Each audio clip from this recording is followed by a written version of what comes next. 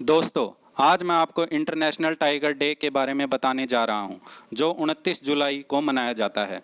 अगर आपने इस चैनल को अभी तक सब्सक्राइब नहीं किया है तो कृपया करके सब्सक्राइब कर दें और वीडियो को लाइक और शेयर कर दें। यह भारत का राष्ट्रीय पशु है और यह देश की शक्ति, शान, वृद्धि और सतर्कता का साइन है। 2018 की बाघ जनगणना के अनुसार पूरी दुनिया में टोटल 4200 बाघ हैं, जिसका 70% बाघ केवल हमारे भारत में पाए जाते हैं। बाघ जनगणना हर 4 साल में की जाती है। 2010 में हुई जनगणना के अनुसार उस वक्त टाइगर की संख्या मात्र 3200 के करीब थी। लगातार घटती आबादी को देख 2010 में ही रूस के पीटर्सबर्ग में एक ग्लोबल समिट हुआ, जिसमें 2022 तक टाइगर की संख्या डबल करने का लक्ष्य रखा गया। 2010 में तय किए गए लक्ष्य की ओर भारत तेजी से बढ़ रहा है।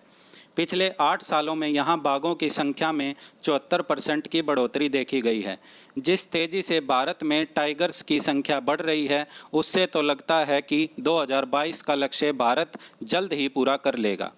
बाघ जनगणना के अनुसार 2010 में भारत में कुल 1706 बाघ थे, जो 2014 तक बढ़कर 2226 हो गए और 2018 की जनगणना में इनकी संख्या बढ़कर 2967 हो गई।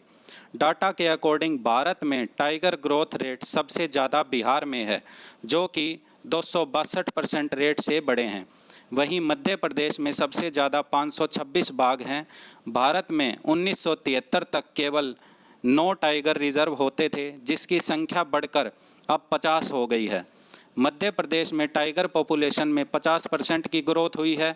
2967 में से 1492 टाइगर सिर्फ मध्य प्रदेश, कर्नाटक और उत्तराखंड में हैं।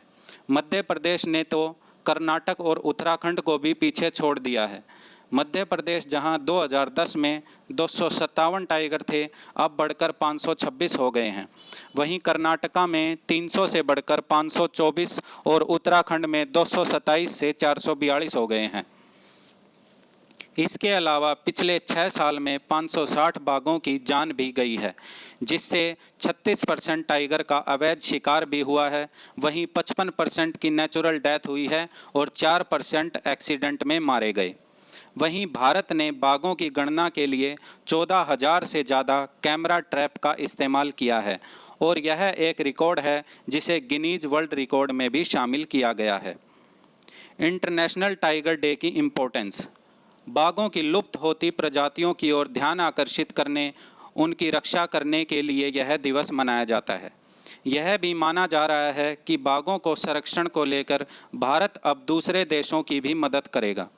राष्ट्रीय बाघ संरक्षण प्राधिकरण (NTCA) ने दुनिया भर में 13 ऐसे देशों की पहचान की है जहां मौजूदा समय में बाघ पाए जाते हैं, मगर संरक्षण के अभाव में इनकी संख्या कम है। ऐसे में भारत इन देशों की बाघों के संरक्षण के लिए बेहतर तकनीक और योजना मुहैया करवाएगा।